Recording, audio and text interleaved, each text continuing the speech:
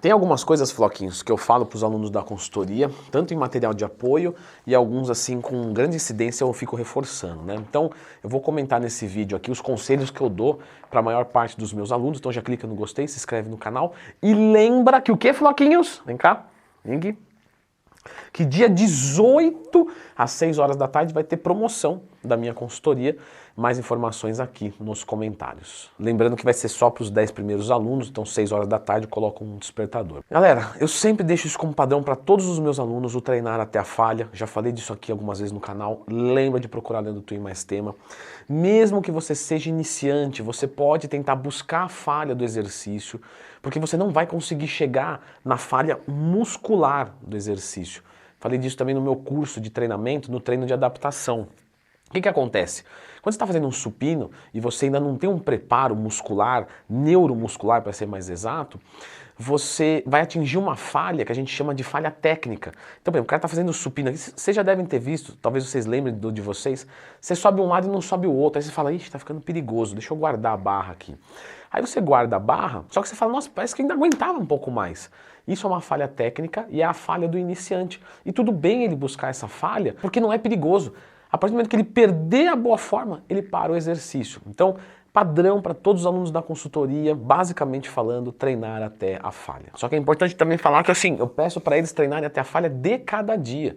Então, um dia que a pessoa não acordou tão bem, não está tão legal, ela diminuir a carga e buscar a falha no exercício com menos carga, de repente uma velocidade um pouco mais lenta, tá tudo certo e isso deixa o exercício sempre seguro. Por isso é que eu não estou aqui bem na minha consultoria, lógico, mas por isso que normalmente os meus alunos não se machucam, porque eu peço para eles irem no limite de cada dia. Então faça isso também. Um outro ponto também é, primeiro técnica e depois carga. Isso é extremamente importante. Por quê? Às vezes a gente vê uma pessoa que não domina uma técnica muito bem, e aí coloca a carga, e às vezes sente a musculatura melhor, porque está trabalhando com mais carga, mas às vezes trabalhou, por exemplo, de forma isométrica. Vou dar um exemplo clássico aqui. A pessoa vai fazer uma puxada vertical, certo? A puxada vertical, pessoal, né, para costas, é de cima para baixo, beleza. Só que é muito mais do que isso. Se você quiser focar bem a tua dorsal para você sentir ela, uma dica rápida.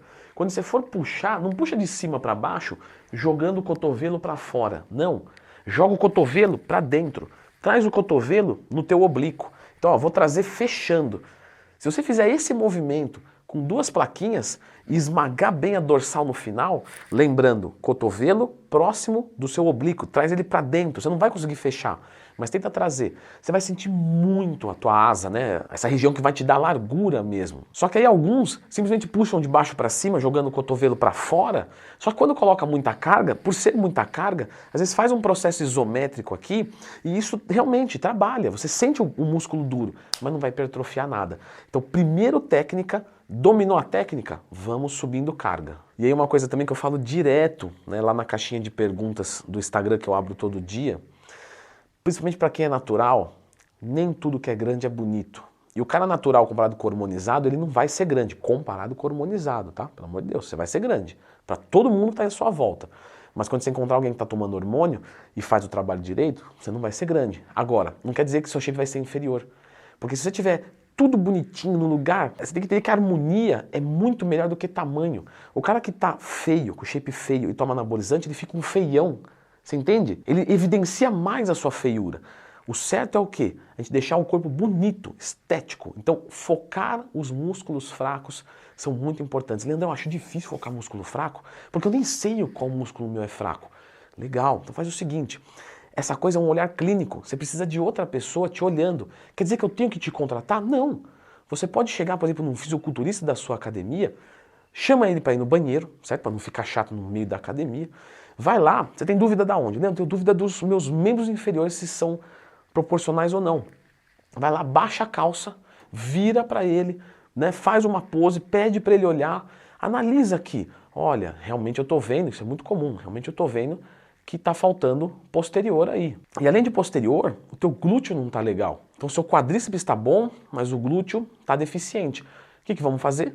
Pau no glúteo. E se você tiver dúvida, chama outro fisiculturista e mostra teu glúteo para ele. Se ele falar, tá ruim, pau no glúteo de novo. E assim até responder, ficando detalhado. Próxima coisa que eu sempre falo para os alunos é o seguinte: Leandrão, não estou conseguindo fazer uma dieta agora porque está embaralhado, eu não, enfim, conta os macronutrientes, proteína, carboidrato e gordura. Baixa um aplicativo tranquilo que é de graça, Dieta e Treino da Growth, você encontra lá no Apple Store, App Store, e só cadastra o que você come lá todos os dias e bate os seus macros direitinho, macros que eu já ensinei aqui no canal, como é que você calcula, e só isso já vai melhorar muito os teus resultados.